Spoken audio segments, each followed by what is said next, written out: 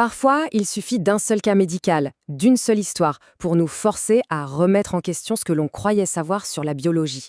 C'est exactement ce qu'on va explorer ensemble aujourd'hui. Et ça nous amène à une question qui a l'air toute simple, mais dont la réponse, on va le voir, est beaucoup plus complexe qu'on ne l'imagine.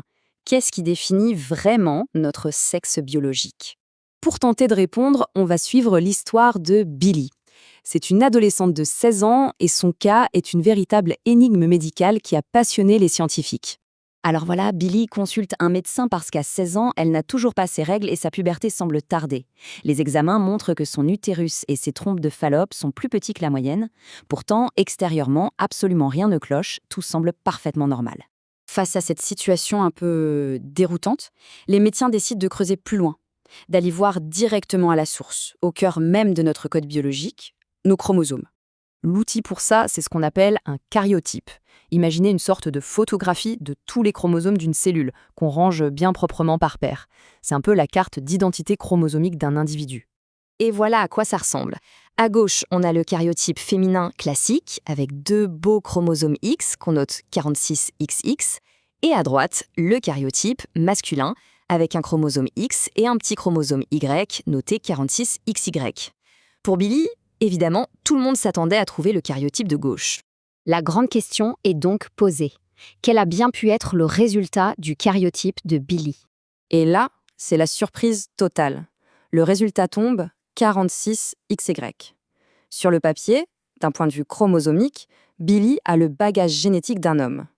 Cette découverte est en contradiction totale avec son apparence physique. Alors comment est-ce possible? Pour le comprendre, il faut aller voir de plus près ce fameux code génétique, et tout semble pointer vers ce chromosome Y. Pourquoi est-il si important? Qu'est-ce qu'il fait exactement? En fait, le chromosome Y n'est pas juste là pour dire masculin.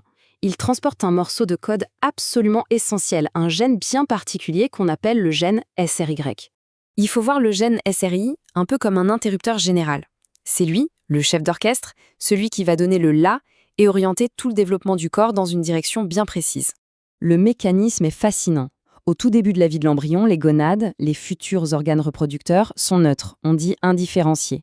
Si le gène SRY est présent et T s'il fonctionne, il envoie un signal très clair. Transformez-vous en testicule.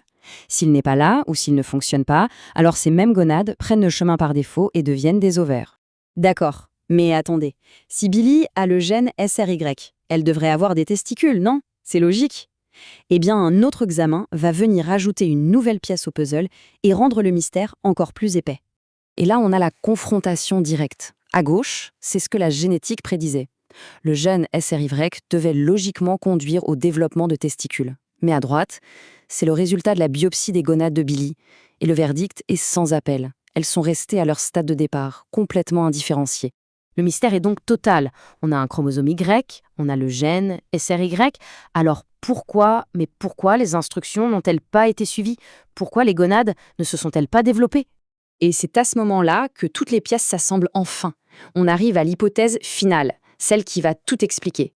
Reprenons ensemble la chaîne de commandement biologique normale, étape par étape. 1. Le chromosome Y est là. 2. Le gène SRS s'allume. Il est activé.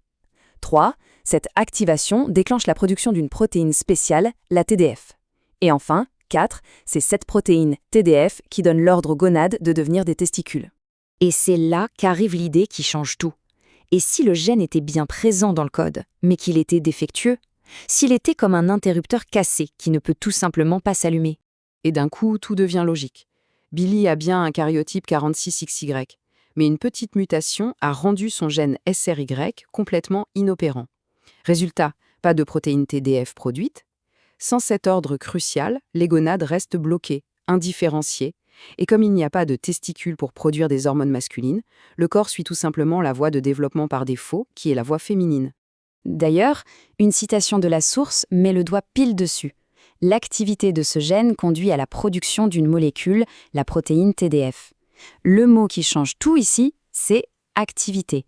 La simple présence du gène ne suffit pas. Il faut qu'il soit actif, qu'il fonctionne. Alors, qu'est-ce qu'on retient de cette histoire incroyable? Premièrement, que le sexe biologique, c'est bien plus complexe qu'une simple histoire de chromosomes XX ou YY. Deuxièmement, qu'un seul petit gène peut agir comme un interrupteur et orienter toute une cascade d'événements biologiques. Et enfin, la leçon la plus importante, avoir un gène ne garantit pas qu'il fonctionne. Une simple mutation peut absolument tout changer. Finalement, des cas comme celui de Billy nous obligent à nous poser une question plus large. Comment est-ce que ça nous force à revoir notre vision des règles de la biologie, qu'on pensait peut-être un peu trop simples et immuables?